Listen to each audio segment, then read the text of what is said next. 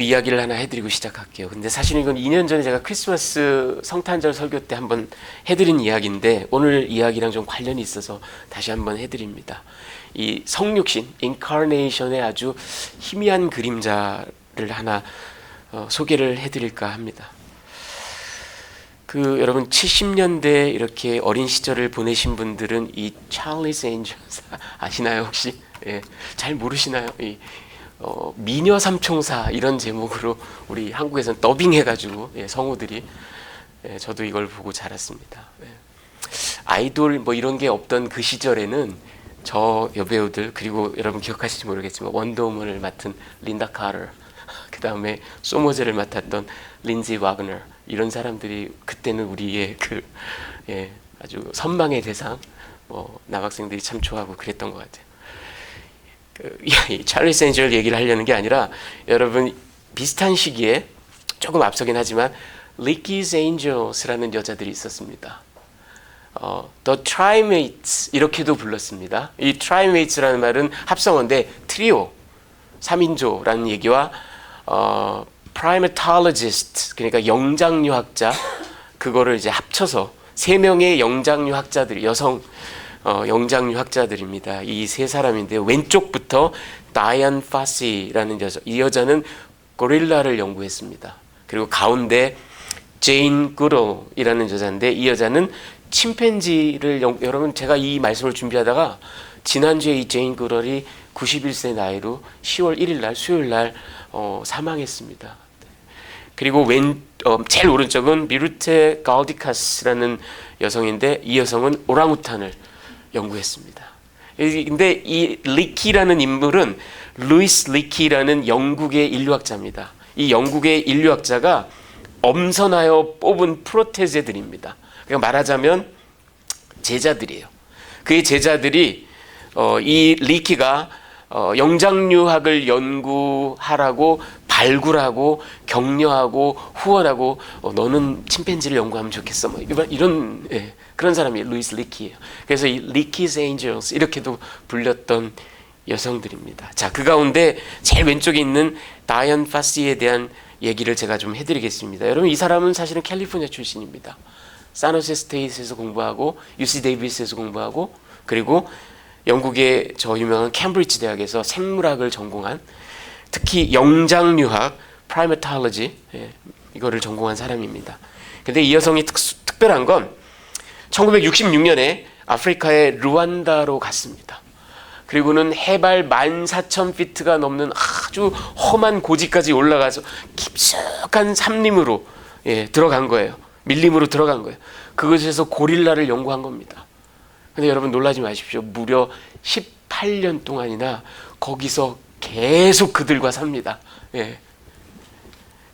이 여성이 어떻게 이 고릴라들을 연구했냐면 그들한테 받아들여져야 될 거 아니에요. 바로 옆에서 이제 관찰하고 하려니. 그러니까 그야말로 리터럴리 저들과 함께 뒹굴었습니다. 함께 먹고 자고. 이 고릴라들이 막 이파리를 먹으니까 자기도 그 옆에 앉아가지고 털썩 앉아가지고 이파리를 막 으적으적 씹어 먹었대요.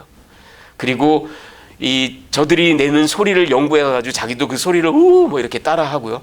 이 고릴라들이 막 가슴을 치잖아요. 그러니까 자기도 막 가슴을 치고 심지어는 저들처럼 사족 보행을 하고 동류로 인정받기 위해서 그리고 새끼를 잃고 여러분 이 영장류들은 굉장히 모성애가 강합니다. 새끼를 잃으면 몇 날 며칠이고 먹지도 않고 막 울고 진짜 운다기보다 막 슬퍼하고 그래요. 떠나질 못하고 계속 업고 다니고 막 그래요. 그 새끼 잃은 암컷 옆에서 자기도 같이 막 몇 날 며칠을 슬퍼하고 울고 그렇게 또 함께 그 무리의 새끼들을 함께 엄마처럼 돌보고 이렇게 했습니다. 이 사진을 좀 보여드릴게요. 이 고릴라들이랑 이렇게 막 함께 뒹굴고 그야말로 엉겨붙어서 하루 이틀이 아니라 18년 동안이나. 그런데 여러분 이 여성의 최후마저 기가 막힙니다. 이 영장류들 고릴라들도 이게 멸종 위기의 짐승들인지라 그 밀렵꾼들이 이 고릴라들을 잡으려고 험한 산까지 들어옵니다. 큰 돈이 되거든요. 그래서 다이안 파시는 1985년 12월 26일 크리스마스 바로 다음 날이네요. 12월 26일 날 사망했는데 그 사망한 이유가 뭐냐면 이 밀렵군들을 막기 위해서 저지하다가 저들한테 무참하게 살해당했습니다. 이 여성이 85년에 죽고 3년 뒤에 1988년에 헐리우드에서 영화가 하나 나오는데요. 여러분 잘 아시는 시그니 위버, 예, 이 여성이 이제 다이언 파시 역을 맡았습니다. 그래서 Gorillas in the Mist라는, 사실은 그녀가 죽기 2년 전에 쓴 책인데 그 내용에 기반해서 만든 영화입니다. 예. 여러분 물론 이 다이언 파시의 이야기가 뭐 스케일도 다르고 뭐 의도도 다르긴 하지만 이렇게 우리가 딱 생각해 보면, 예, 하늘 보좌를 버리고 이 땅에 오신 예수님, 우리와 함께 동고동락하시고 우리와 함께 울고 웃고 하시다가 끝내는 우리를 지키기 위해서, 우리를 살리기 위해서 인간들에게 무참하게 살해당하신 예수님, 이 성육신의 좀 그래도 희미한 그림자가 아닌가 하고 제가 좀 얘기를 해드립니다. 자, 여러분 오늘 메시지를 제가 세 가지를 좀 여러분과 나누기를 원합니다. 그 첫 번째는 요한이 맞서 싸운 이단, 초기 영지주의에 대한 이야기를 좀 하겠습니다. 여러분 22절에 보면 거짓말하는 자가 누구냐? 예수께서 그리스도임을 부인하는 자가 아니냐, 이렇게 얘기합니다. 그리고 19절, 사실은 그 앞에 나온 건데 19절에 보면 그들이 우리에게서 나갔으니 우리에게 속한, 무슨 얘기예요? 우리와 함께 있었다라는 얘기예요. 자, 이들을 사도 요한이 적 그리스도다 이렇게 얘기를 하는데 이 이단이 누구냐? 예수께서 그리스도임을 부인하는 자들이에요. 근데 이상하지 않아요? 같이 교인으로 있었어요. 함께 교회 공동체에 함께 예배를 드리고 했던 사람들이에요. 그런 사람들이 어떻게 예수가 그리스도임을 부인한다, 이 말이 좀 안 되지 않나요? 네, 이전에 교인이었는데, 자, 바로 이들이 초기 영지주의자들입니다. 예, 나스티시즘을 가지고 있었던 사람들. 여러분 근데 이 사람들은 예수가 구원자로 오셨다라는 것도 확실히 믿고, 예수가 하나님의 아들이라는 것도 믿고, 예수가 신이라는 것도 믿습니다. 거기까지 똑같아요. 그런데 저들이 부인하는 건 예수가 우리와 똑같은 인간이다, 육신을 입으셨다, 그리고 완전한 인성을 가지고 오셨다는 걸 믿지 않아요. 나중에 4장에 가보면요, 4장 3절, 2절 3절에 보면 이로써 너희가 하나님의 영을 알지니 곧 예수 그리스도께서 육체로 오신 것을 시인하는 영마다, 하나님께 속한 것이요, 예수를, 이거 육체로 오신 것을 시인하지 않는 영마다 하나님께 속한 것이 아니니 이것이 곧 적그리스도의 영이다, 이렇게 얘기를 합니다. 그리고 계속 더 나가서 나중에 요한 2서 7절에 보면 미혹하는 자가 세상에 많이 나왔나니 이는 예수 그리스도께서 육체로 오심을 부인하는 자가 이런 자, 미혹하는 자요 적그리스도니. 자, 이제 정확하게 그 정체가 나옵니다. 다른 건 다 똑같아요. 똑같은 정도가 아니라 예수님의 신성에 대해서는 더 확고부동하게 믿어요.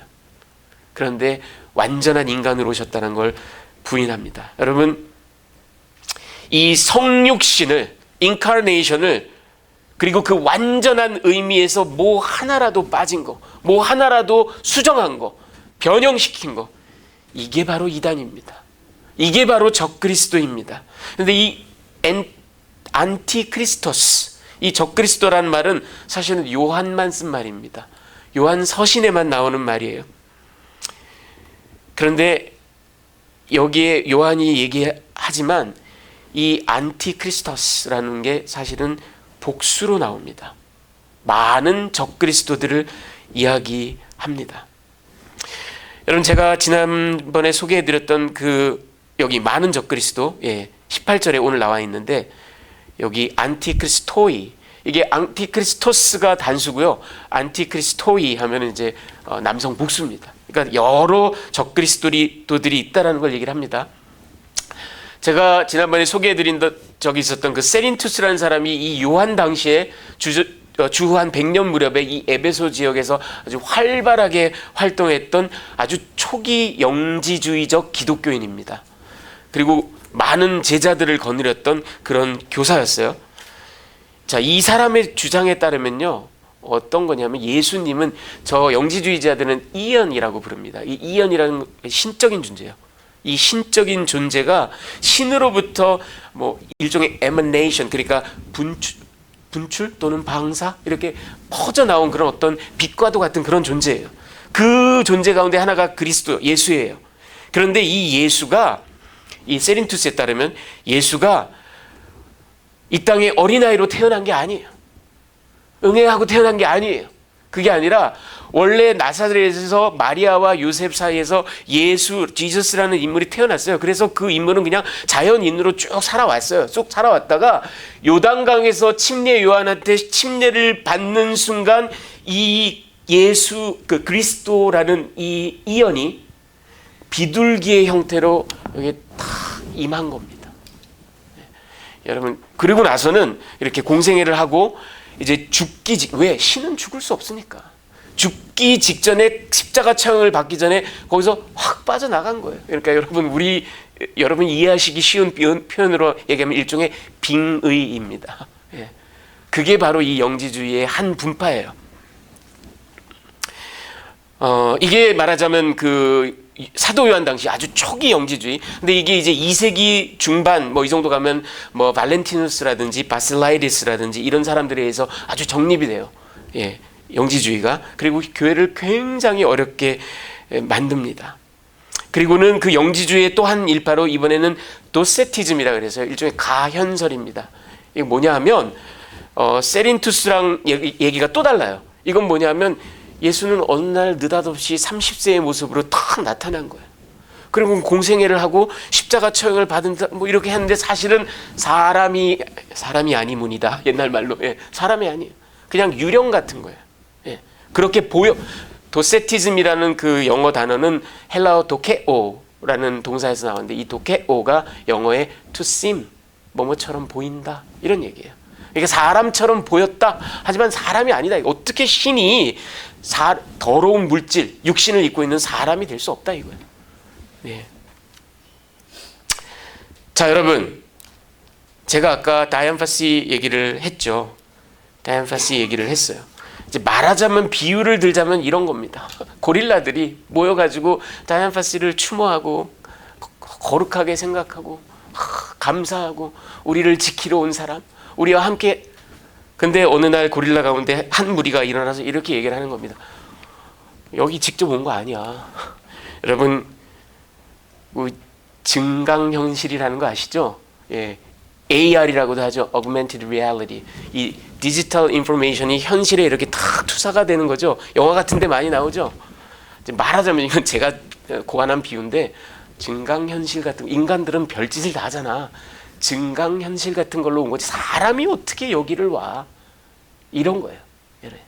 나스티시즘이라는 게 말하자면 이런 겁니다. 여러분, 성육신을 부인하는 겁니다. 그 크리스탈로지의 핵심 중의 핵심, 그는 완전하신 하나님이실 뿐만 아니라 완전하신 인간으로 우리 가운데 오셨다라는 사실을 부인하는 겁니다. 그리고 그들이 교회를 분열시킵니다. 사람들을, 신자들을 미혹해 합니다. 여러분, 이게 바로 이단이고 이게 바로 적 그리스도라고 사도 요한이 얘기하고 있는 겁니다. 여러분이 잘 아시는 제네바의 종교学자 장 깔뱅, 그가 이런 얘기를 했습니다. 그 요한서신을 주석하면서 요한이 이 미혹자들에 대해 쓴 것을 들을 때 우리가 반드시 그리고 항상 염두에 두어야 할 것은 선하고 성실한 목사라면 양무리를 모으는 것만이 아니라 이 늑대를 몰아내는 일을 의무로 삼아야 한다는 것이다. 예. 왜냐하면 제가 지난번에도 말씀드린 것처럼 교회 안에 늑대가 있기 때문에. 그래서 이 늑대들을 몰아내는 일을 해야 되는 겁니다. 질문을 하시면 여러분, 그럼 목사나 교회 지도자가 늑대면 어떡하나요? 몰아내나요? 네.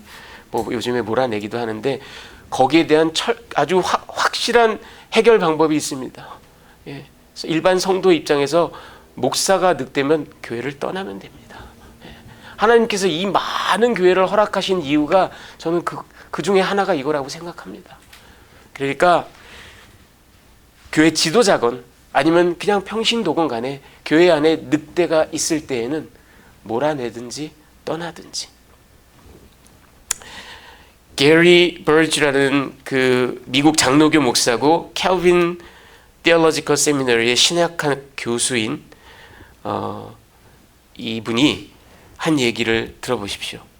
교회 지도자에겐 하나됨을 희생하고서라도 진리를 수호해야만 하는 때가 오게 마련이다. 요한은 교회의 분열의 co-conspirator라고 얘기합니다.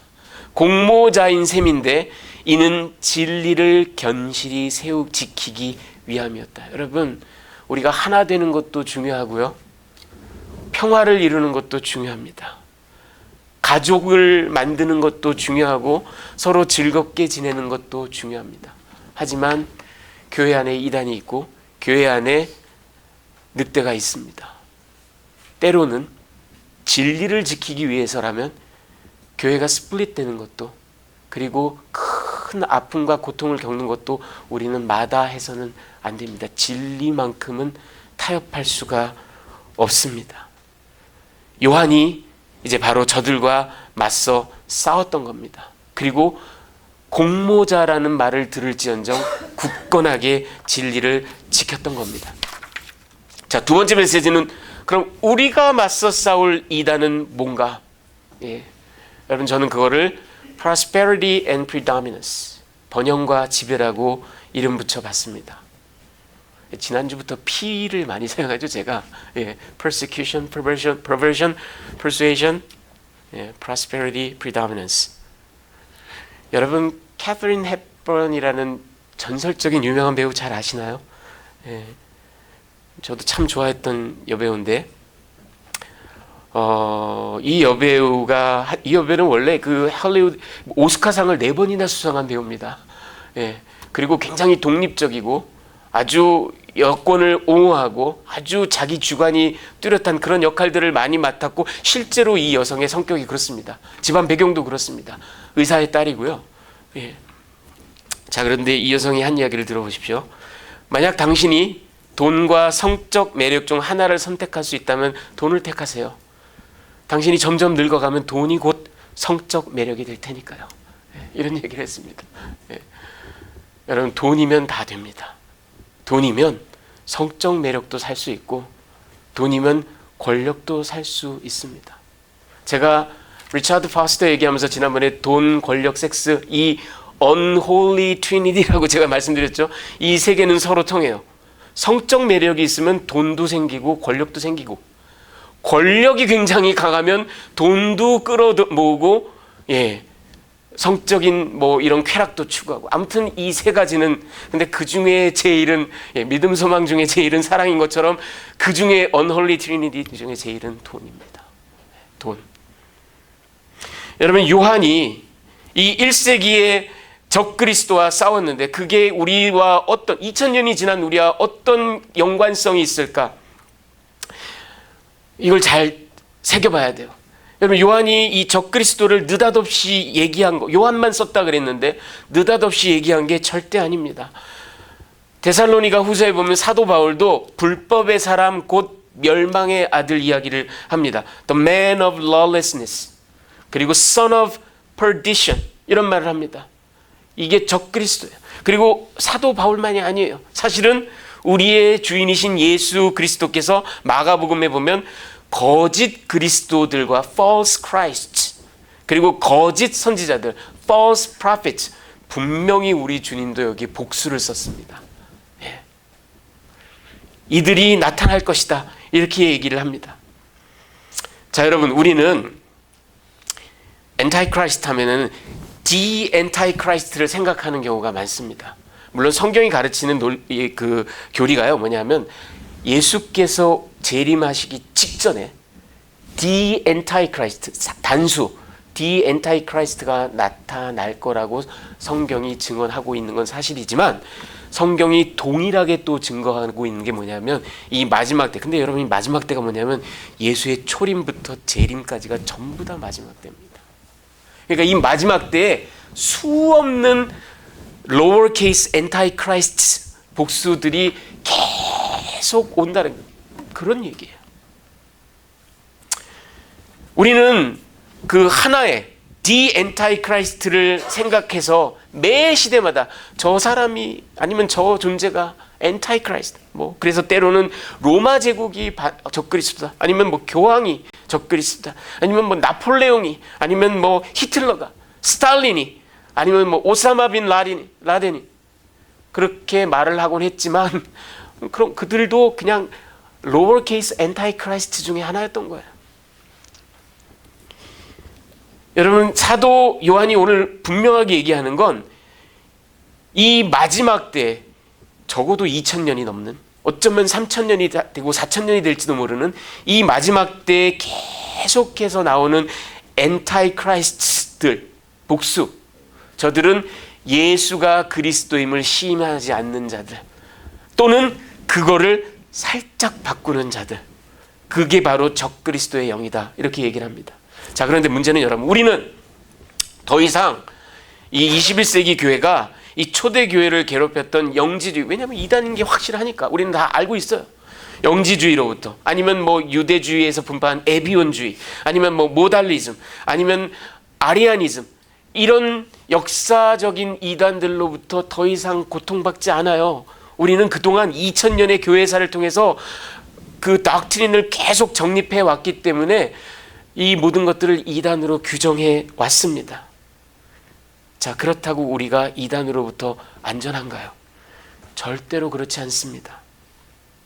여러분, 뭘 보면 알 수 있냐면 예수의 사랑하시던 제자 요한, 사복음서와 요한서신과 요한계시록을 우리에게 남긴 위대한 성경 저자, 12사도 가운데 가장 늦게까지 살아남아서 죽는 날까지 예수를 전했던 바로 그 에베소 교회의 목사 요한, 다름 아닌 사도 요한. 여러분, 이 사도가 담임 목회하는 교회에서도 이단이 나와요. 사도가 담임 목회하는 교회에서도 교회 분열이 일어납니다. 하물며 우리가 무슨 중불 났다고 전혀 자유롭지 않아요. 안전하지 않아요. 오늘날 우리도 이단과, 여러분이 의식하지 못해서 그래요. 이단과 싸웁니다. 왜? 지난주에 제가 말씀드렸죠. persecution 하다가 안 되면 perversion 하다가 안 되면 persuasion 하다가 안 되면 나중엔 peddling, triviality, 제가 얘기했죠. 이토록 집요한 사단이, 그리고 이토록 창조적인 사단이, 이토록 기가 막힌 그 발상을 하는 사단이 우리를 가만 놔두겠어요? 사단은 그냥 놀고 먹고, 그 사단의 job description이 아니에요. 사단이 놀고 먹겠어요? 사단은 지금도 맹렬하게 일하고 있습니다. 우리는 이단하면 한때 세간에 들썩했던 JMS, 통일교, 몰몬, 여러분, 그런데 저들은 하나도 위험하지 않아요. 저들은 이단조차 안 돼요. 저들은 사이비예요. 그냥 사이비 유사 종교 행태일 뿐이에요. 저들은 기독교 분파로도 칠 수 없는 존재들이에요. 전혀 위험하지 않아요. 그러면 진짜로 위험한 건 뭡니까? 진짜로 위험한, 우리가 싸워야 될 이단은 뭡니까? 여러분, 지금 보시는 분은 존 윌버 챕만이라는 19세기 미국 장로교 목사이며 복음 전도자입니다. 이 사람이 이런 얘기를 했습니다. 들어보십시오. 배 밖의 물이 아니라 배 안의 물이 배를 침몰시킨다. 마찬가지로 세상 가운데 크리스찬이 아니라 크리스찬 안에 있는 세상이 위험을 만들어낸다. 여러분, 이거 굉장히 중요한 얘기입니다. 배가 왜 침몰해요? 원래 물에 떠 있는, 바다에 떠 있는 게 배의 그 역할인데 배 안에 물이 들어왔기 때문에 침몰하는 거예요. 교회라는 배를 침몰시키는 건 배 밖의 물이 아니라 배 안의 물입니다. 교회 안에 들어온 세속의 논리 때문에 교회가 침몰하는 겁니다. 여러분, 그게 바로 번영과 지배입니다. 번영과 권력입니다. Prosperity and predominance입니다. 아까도 얘기했죠. 캐서린 헵번, 돈이면 뭐든지 다 되는 세상이에요. 돈이면 지위도 사고, 돈이면 명예도 사고, 돈이면 안락함도 사고, 돈이면 남들의 사랑도 사는 게 현대 세계예요. 교회에도 그게 들어왔어요. 그래서 성장제일주의, 철치 마케팅, 말씀은, 예배는 도외시하고 어떻게든 교회의 외형, 교회가 재산을 늘리고 교회가 인베스트먼트의 혈안이 되어 있고 세속하고, 그리고 교회 안에서 웬 그 싸움박질이 많은지, 물론 우리가 심플 네이처를 갖고 있기 때문에 문제가 없을 수는 없지만, 가만히 보면 교회 안에서 싸우는 게 다 이 predominance, 내가 지배적인 위치에 있어야지, 내가 헤게모니를 쥐어야지, 내가 주도권을 쥐어야지, 나에게 도전하는 사람이 나타났네. 이 주도권, predominance. 여러분, 제가 지난번에도 말씀드렸지만 우리는 이 영지주의를 들으면 이게 좀 이상해, 이게 뭐야 이렇게 생각하죠. 여러분, 그레코로만 시대에, 저 시대에 살던 1세기 당시에 교양인이 들었을 때는 이 영지주의가 훨씬 더 세련된 이야기라고 제가 말씀드렸죠. 훨씬 더 고상하고 훨씬 더 합리적이고. 왜? 그들은 그레코로만 컬처에 살고 있었단 말이에요. 그러니까 고대 아리스토텔레스로부터 비롯해서 소크라테스, 플라톤 이런 사람들의 영향, 특히 플라톤적인 이원론, 물질 세계와 이데아의 세계를 구분하는 이 이원론이 그들 세계관에 쫙 기반으로 깔려 있단 말이에요. 그런 그들의 입장에서 들었을 땐 이 영지주의적인 설명이 훨씬 더 고상하고 훨씬 더 합리적입니다. 훨씬 더 그들의 종교적인 센서빌리티에 맞아떨어져요. 그들의 시대 정신에 잘 맞습니다. 이상한 얘기가 아니에요. 오히려 정통 기독교가 굉장히 받아들이기 어려운 이야기입니다. 아니, 신이 어떻게 인간이 돼? 인간은 더러운 육신을 입고 있는데.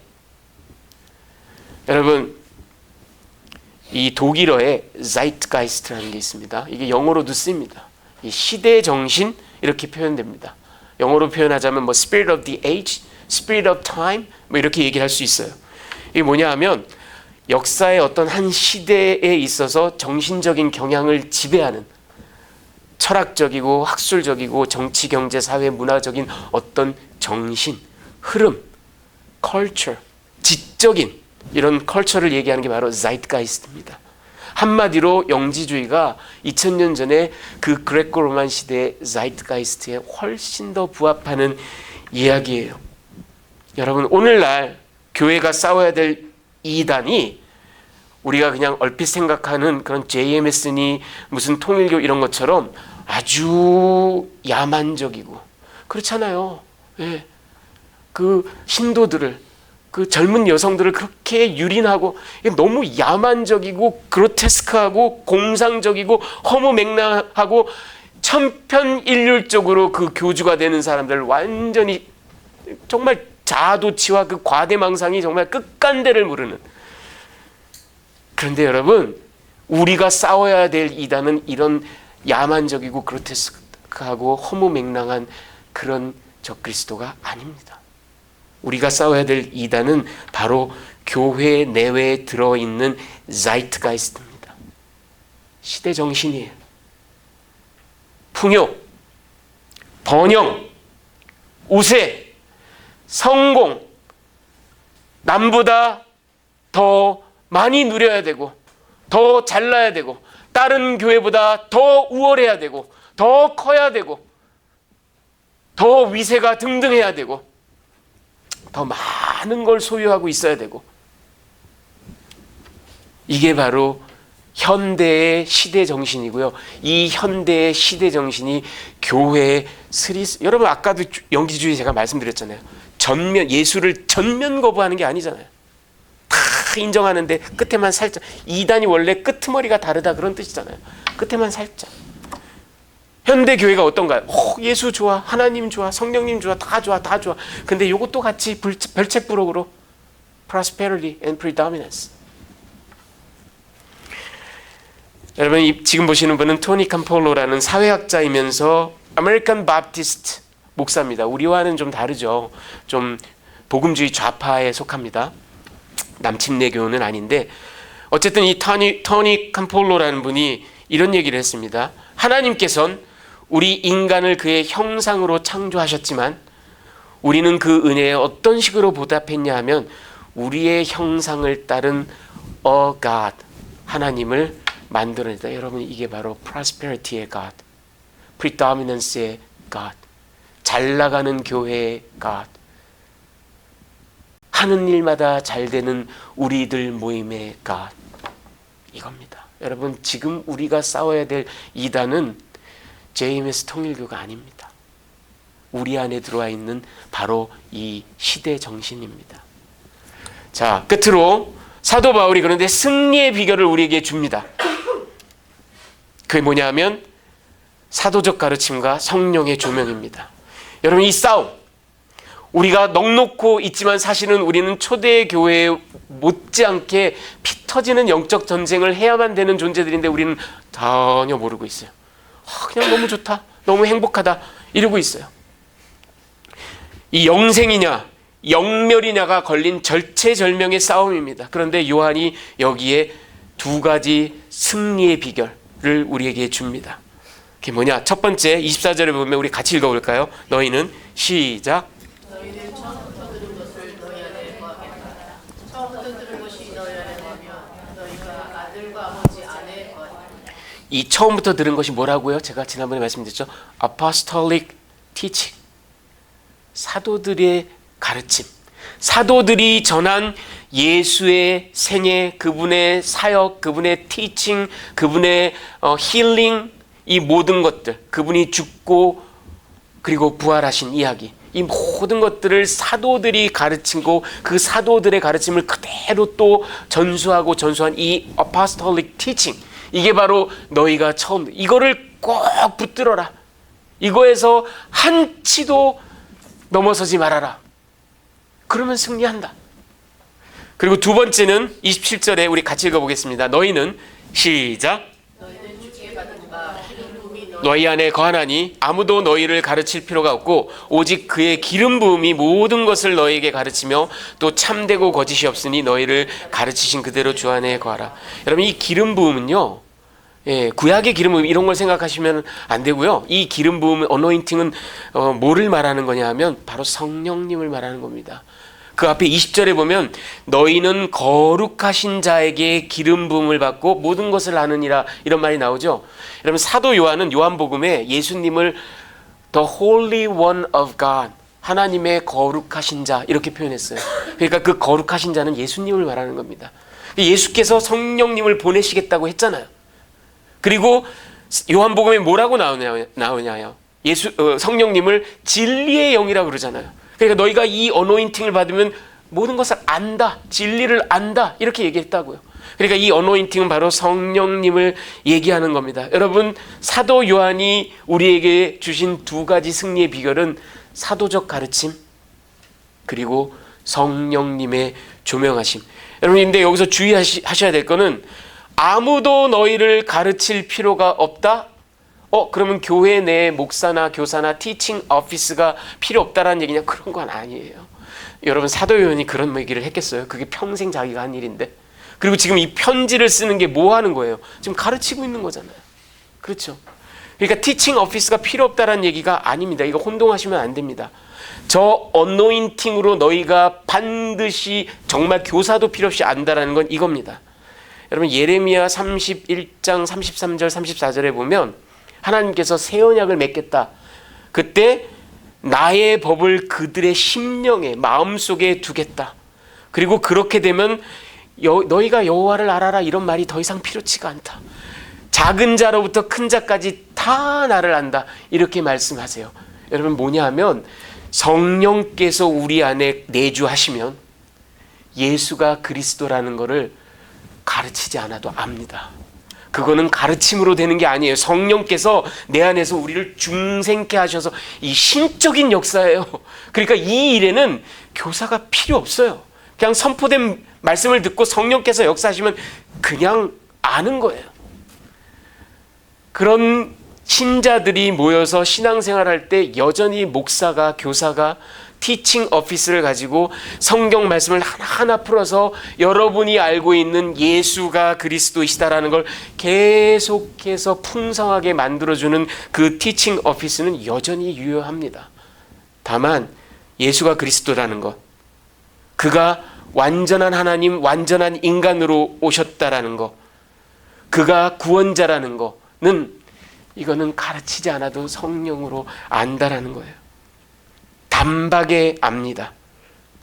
여러분, 여러분이 사도적 가르침을, 그 복음의 내용을 정확하게 알고 있고, 그리고 주의 성령이 여러분 안에 거하시면, 그리고 조명하시면 누가 이단 사설을 늘어놓거나 아니면 예수님을 호도하거나 오도하거나 아니면 앞에 얘기한 그런 번영과 지배의 목적으로 예수를 이렇게 치장은 하지만 사실은 딴 이야기를 하고 있고 그런 설교를 하고 그런 가르침을 하고 그런 멘토링을 여러분이 듣게 된다면 여러분의 영이 단박에 안다라는 겁니다. 단박에 알 수, 그거는 가르치지 않아도 알아요. 성령께서 하시는 일이니까. 그러니까 여러분 그냥 알아요. 그러니까 제가 여러분께 확실하게 말씀드릴 수 있는데 여러분 그럴 때 있잖아요. 아니다 싶으면 아닌 거 맞아요. 의심하지 마세요. 여러분 안에 계신 성령님을 의심하지 마십시오. 여러분 지금 보시는 분은 윌리엄 브라이트라는 분은 1951년에 UCLA에서 여러분 잘 아시는 CCC, Campus Crusade for Christ, 이걸 창시한 분입니다. 그리고 다음에 그 지금도 전도할 때 쓰는 그 사형리라는 책 있죠? 예, 소책자. 그걸 쓰신 분입니다. 이분이 이런 얘기를 했습니다. 성령 충만하다는 것은 곧 예수로 충만함을 말한다. 성령님은 예수를 영화롭게 하기 위해 오셨다. 따라서 내가 성령 충만하다는 것은 그리스도 안에 거한다라는 뜻이다. 만약 내가 그리스도에 의해 통제되고 권능을 입는다면 그가 내 육신 안에서 역사하신다는 것이며 내 안에서 그리고 나를 통하여 그의 부활의 삶을 살아가신다라는 것이다. 여러분 성령의 역사를 자꾸 초자연적이고 신비하고 기적적인 것에 제한시키지 마십시오. 여러분이 예수의 성품으로 충만하다면 그게 바로 성령 충만입니다.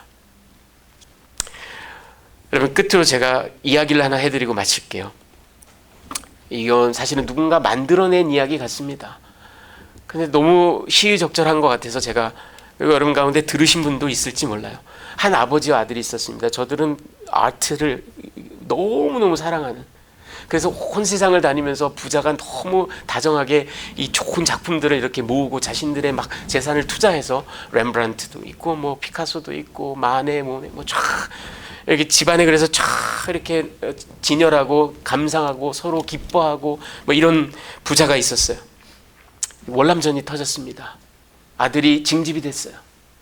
그러더니만 몇 달 뒤에 전사 소식이 다가옵니다. 아버지가 완전히 그 실신을 할 정도로, 예. 그 소식을 듣고 난 다음에 한 달쯤 지나서 밖에 어떤 젊은이가 똑똑하고 문을 두드려요. 그 젊은이가 눈물을 흘리며 얘기합니다. 당신의 아들이 저를 구하다가 죽었습니다. 그리고 그날 당신의 아들은 저뿐만 아니라 많은 동료들의 생명을 살렸습니다. 제가 그 아드님을 늘 생각하면서 아들의 초상화를 그렸습니다. 저는 뭐 전문가는 아니지만 아마추어지만 그의 모습을 생각하며 그렸습니다. 이걸 아버님께 선물로 드리고 싶습니다. 이 사람은 화가도 아니고요, 뭐 대단한 사람도 아닙니다. 그래서 전혀 작품 가치는 없습니다. 하지만 너무 아들을 닮았어요. 그래서 이 아버지가 다른 위대한 작품들 다 제껴놓고 한가운데다 이 아들의 초상화를 다 걸어놓고 날마다 그 아들을 바라보며 눈물 짓고 그러다가 결국은 이 아버지도 몇 달 못 가서 사망을 했습니다. 자, 이제 온 세계의 예술계가 발칵 뒤집혔습니다. 왜? 저 사람이 가지고 있었던 그 엄청나게 많은 컬렉션, 이거를 이제 손에 넣기 위해서, 아니면 뭐 박물관 관계자들, 그리고 예술품 애호가들, 수집가들 막 다 모였어요. 그래서 이제 경매를 합니다. 경매를 하는데 옥셔니어가, 경매자가 제일 먼저 경매를 할 작품은 이 아들의 초상화입니다. 이게 고인의 유언입니다. 사람들이 막 궁시렁궁시렁, 아니 우리가 이딴 그림 보러 여기 왔냐? 빨리 렘브란트, 피카소 좀 경매하지. 난리예요. 안 됩니다. 이게 고인의 유언입니다. 그래서 자, 이 작품을 사실 분 아무도 안 사요. 빨리 진품으로 넘어갑시다. 다른 걸로 난리가 났어요. 아무도 안 사요. 그럴 수가 없습니다. 이걸 경매하지 않고는 다음 넥스트 스텝이 진행되지 않습니다. 자, 근데 아무도 살 마음은 없어요. 그러자 저 뒤에 이 손님으로 앉아있지도 못하고 구경하였던 아주 허름한 행색의 노인이, 그 사람은 수십 년간 그 집에서 일을 했던 정원사입니다. 제가 그걸 사도 될까요? 전 갖고 있는 돈이라고는 10불밖에는 없는데 제가 살아생전에 그 아들을 참 좋아했습니다. 10불로도 될까요? 아주 수줍게 얘기를 합니다. 경매 진행자가 10불, going once, going twice, 더 높은 금액 없습니까? sold. 그리고 팔았어요. 예, 팔아버렸어요. 자, 그리고 이제 다른 사람들 신났어요. 자, 이제 렘브란트부터 시작이다. 근데 옥셔니어가 갑자기 얘기를 합니다. 이것으로 모든 경매를 마칩니다. 사람들이 갑자기 아니 what? 우리가 비행기 타고 여기까지 왔는데 이게 무슨 소리예요? 무슨 우리를 놀리냐? 고인의 유언에 아들의 초상화를 사는 사람이 모든 작품과 이 전 재산을 갖게 되어 있습니다. 이로써 모든 경매는 끝났습니다. 이렇게 얘기를 했어요. 여러분 2장 23절을 한번 같이 읽어봅시다. 아들을 시작. 아들을 부인하는 자에게는 또한 아버지가 없으되 아들을 시인하는 자에게는 아버지. 여러분 오로지 아들입니다. 아들로 모든 게 결판납니다. 그게 하나님의 뜻이기 때문에 여러분 심지어 아들도 이 땅에 오셔서 오직 자기 얘기만 하셨어요. 왜? 그게 하나님의 뜻이니까. 성령 하나님도 우리 가운데 오순절 이후에 우리 가운데 오셔서 오로지 죽으나 사나 아들 얘기만 하십니다. 아들 아들 아들. 우리가 성령님 그럼 너희들 왜 나를 봐 자꾸 아들만 보라니까. 이게 성령님이 하시는 사역이라고 제가 늘 말씀드리죠. 그리고 우리 아버지 하나님에 대해서 얘기하면 두말할 것도 없어요. 제가 늘 한 얘기지만 그들은 아들에 미친 분이에요. 하나님은 자기 아들에 완전히 미치신 분이에요. 정신줄을 놓으신 분이에요. 아들이 키입니다. 아들이 모든 것을 결정합니다. 그 아들은 누구냐? 완전하신 신이며 완전하신 인간으로 이 땅에 오셔서 십자가를 지고 우리의 죄를 단번에 해결하신, 그리고 지금도 우리를 위하여 중보하고 계시고 반드시 다시 오실 그 그리스도입니다. 여러분 적그리스도는 지금도 맹렬히 일합니다. 열심히 대단합니다. 그는 예수를 핍박하고 저주하고 모독하는 자가 아닐 수도 있습니다. 아닐 확률이 훨씬 더 높아요. 리처드 다킨스처럼 아주 강렬한 에이티스트, 니네 하는 말은 다 거짓말이야, 이런 사람이 차라리 적그리스도가 아닐 수도 있어요. 아니면 굉장히 급이 낮은 적그리스도입니다. 실은 적그리스도가 지금 맹렬히 일하는 영역은 어디냐면 예수의 이름으로 예수의 교회를 세워서 예수를 신나게 얘기하지만 사실은 자기 배를 불리고 사실은 번영을 꿈꾸고 사실은 지배를 꿈꾸고 하는 이런 것들을 획책하는 모든 사람들, 모든 단체, 모든 교회, 모든 지도자들, 아니면 모든 사상과 아이디올로지와 자이트가이스트, 시대 정신들. 여러분 그러니 우리는 타협 없이 예수만 바라보십시다. 오직 예수로 충만하시기 바랍니다. 천하 만민 가운데 구원을 받을 만한 다른 이름을 우리에게 주신 일이 없다라고 사도행전 4장 12절에 나와 있어요. 여러분 한 끝이라도 변형했거나 살짝 뭘 끼워 넣거나 하면 이건 전부 다 적그리스도입니다. 오직 예수로 충만하셔서 이 세상의 속삭임과 교회의 번영과 지배를 이야기하는 이 허탄한 신학에 저항하십시오. 그리고 예수님만 바라보시는 그런 저와 여러분이 되시기를 우리 주님의 귀하신 이름으로 축원합니다. 아멘. 할렐루야.